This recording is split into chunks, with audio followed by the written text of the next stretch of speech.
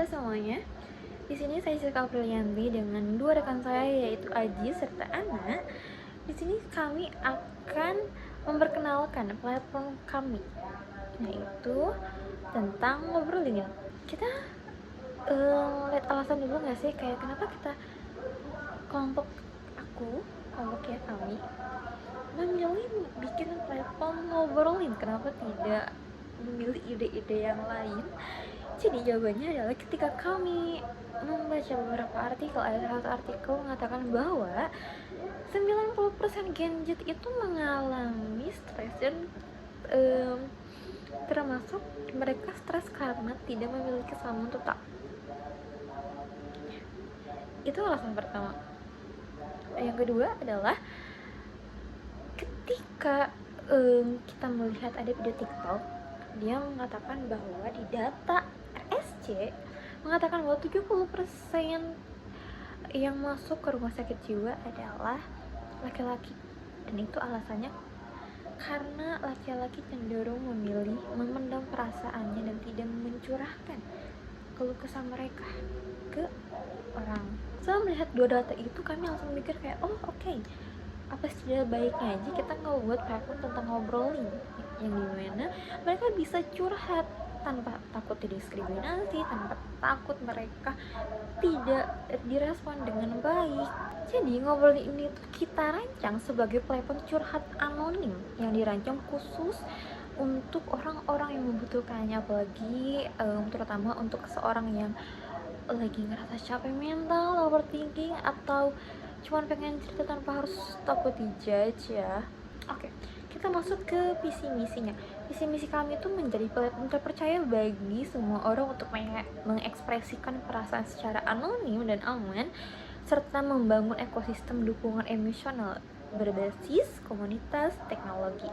Lalu misinya apa sih? Oke, kami memiliki 3 misi, yaitu nge-share ruang curhat yang anonim dan bebas penilaian tanpa takut didiskriminasi. Terus juga menyediakan dukungan emosional melewat fitur AI listener dan komunitas curhat. Dan terakhir, ngebangun kesadaran sosial pentingnya kesehatan mental di kalangan mahasiswa, tentunya mahasiswa dan masyarakat. Selanjutnya ada nilai-nilai inti. Jadi nilai-nilai intinya apa aja sih? Nilai-nilai intinya yaitu ada kerahasiaan, empati, keamanan, dan inklusif. Jadi kayak kerahasiaan tuh apa sih? Kerahasiaan identitas pengguna kami pasti bakal dijaga sepenuhnya. Jadi aman buat curhat apapun tanpa batas. Terus ada empati, semua interaksi harus dari hati, saling menghargai dan gak boleh judgmental. Terus juga ada keamanan, kami pakai enkripsi dan sistem moderasi buat jaga kenyamanan dan keamanan. Terus juga ada inklusif, siapapun boleh pakai platform ini tanpa takut diskriminasi ya. Terus kita masuk ke poin kedua. Ke layanan utama yang bakal kami user tuh apa sih? Oke, ngobrolin di sini tuh punya 2 fitur utama tentunya, yaitu AI listener. Jadi gini, ini kayak ALSN tuh kayak teman curhat virtual. Jadi kayak kalau user pengen cerita atau galau tengah malam, bisa langsung nulis ke hati ke ALSN ya. Dan AI bakal balas pakai bahasa yang empati tentunya, dan bukan asal balas ya. Terus kayak tapi dibikin biar terkesan kayak didengerin dan ditemenin gitu. Jadi kayak yang kedua yaitu komunitas curhat.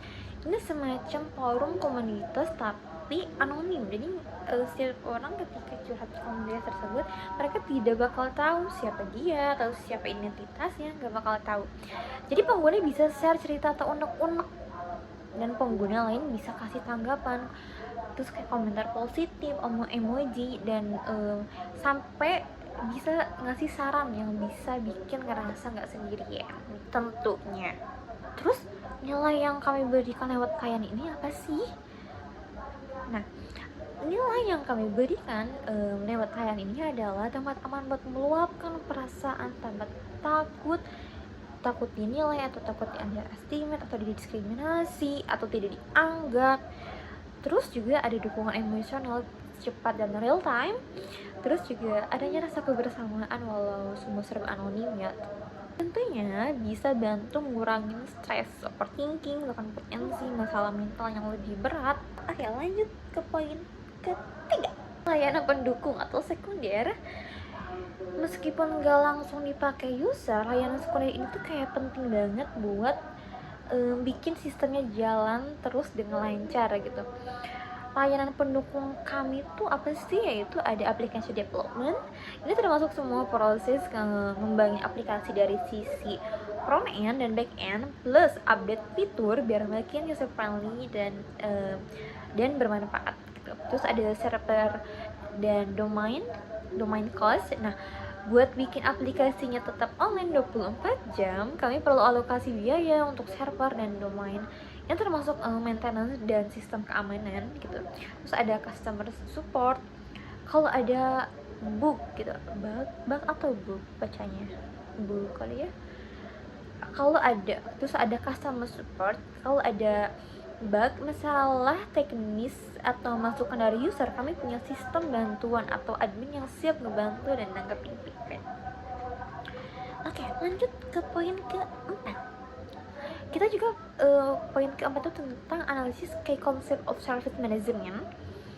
Kita juga mau pastikan kalau layanan kami benar-benar ngasih nilai buat user, bukan cuma karena desain doang gitu ya. Tentunya kayak Bapak berharap banget buat user kalau ini tuh bermanfaat gitu. Beberapa pendekatan manajemen layanan yang kami terapkan yaitu ada Service Level Agreement, yaitu SLA. Kami bakal buat SLA yang jelas, misalnya kayak target uptime aplikasi adalah 99%. Kalau tiba-tiba server down lebih dari waktu yang ditentukan, kami siap kasih kompensasi atau penjelasan ke user. Ini penting biar user percaya sama platform kami tentunya. Terus ada knowledge management atau EA guardrails. Listener kami gak cuma sekadar chatbot biasa, dia dibekali sistem guardrails atau pembatas supaya nggak ngasih jawaban yang ngawur atau bahaya. Kayak contohnya, AI kami nggak akan ngasih saran berpotensi yang membahayakan diri sendiri. Kayak contohnya kayak seperti mendorong self harm atau kayak hal-hal negatif lainnya. Kayak semua respon AI dikontrol lewat knowledge base yang udah disusun dan diuji biar tetap empati, positif, dan tentunya aman. Selanjutnya saya akan menjelaskan mengenai peran dan tanggung jawab service management dalam startup kami. Nah, dalam startup kami yaitu dukungan digital emosional ini, peran service management itu sangat krusial untuk memastikan layanan itu berjalan optimal dan efisien dan aman. Lalu siapa saja sih yang ada di balik layanan dukungan emosional digital ini? Yang pertama itu ada SRE atau Site Reliability Engineer. Nah, mereka ini merupakan penjaga mesin layanan. Dalam kata lain, mereka ini memastikan aplikasi selalu bisa diakses tanpa error kapanpun aplikasi ini dibutuhkan untuk dukungan emosional pengguna. Lalu selanjutnya ada community manager.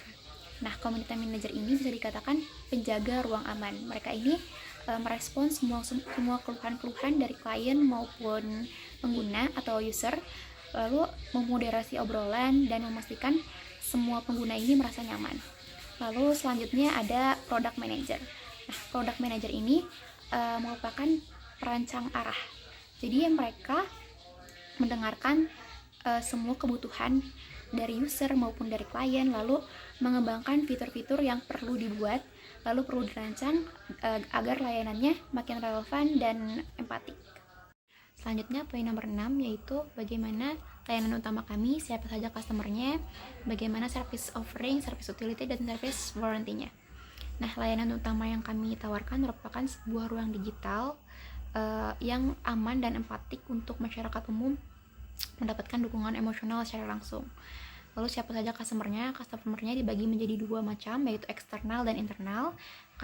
Customer eksternal ini meliputi individu-individu dari berbagai macam latar belakang yang membutuhkan dukungan emosional maupun tempat curhat. Lalu customer internalnya meliputi moderator maupun tim pengembang yang memastikan layanan ini tetap berjalan sesuai dengan nilai-nilai empati dan privasi. Lalu selanjutnya service offering kami ini meliputi AI Listener. AI Listener ini merupakan chatbot empatik yang tersedia kapanpun dan dimanapun user mau memakainya gitu. Lalu tersedia juga forum komunitas anonim tempat kita saling berbagi cerita secara bebas gitu, secara anonim. Lalu ada juga sistem keamanan dan anonimitas yang membuat pengguna itu merasa nyaman dan terlindungi. Dari sisi utility, fungsi utama dari layanan kami itu yaitu menyediakan tempat curhat dan dukungan emosional yang selalu siap diakses kapanpun dan dimanapun tanpa memerlukan identitas asli pengguna, sehingga pengguna ini tuh bisa curhat tanpa takut di stigma buruk gitu, karena identitasnya dilindungi secara anonim. Sebagai service warranty, kami juga menjamin sistem selalu aktif dan responsif dalam pemantauan 24 jam menggunakan enkripsi untuk menjaga data pengguna. Lalu kami juga menerapkan moderasi otomatis dan manual untuk memastikan forum ini tetap aman dan sehat secara psikologis. Lalu poin nomor 7 mengenai service relationship. Nah, dalam startup kami, service relationship ini terjalin dari berbagai pihak yang saling mendukung. Nah, pihak utamanya merupakan pengguna, yaitu masyarakat umum. Nah, mereka ini sekaligus pusat dari semua layanan yang kita rancang. Nah, mereka ini didukung oleh tim internal yang merupakan developer dan moderator yang menjaga teknis dan kenyamanan interaktif. Lalu kami juga bekerja sama dengan penyedia eksternal seperti layanan cloud.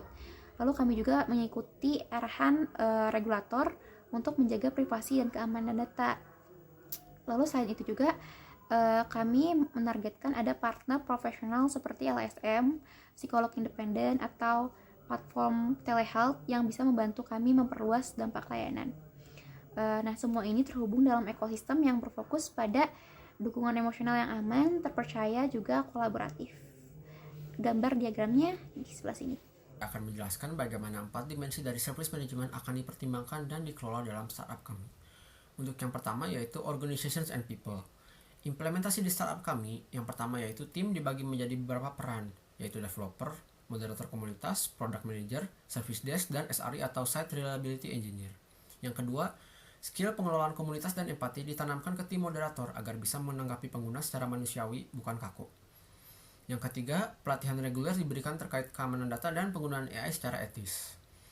Untuk contoh konkretnya, moderator diberikan SOP dan pelatihan untuk menangani curhatan sensitif, termasuk isu mental health dan potensi krisis.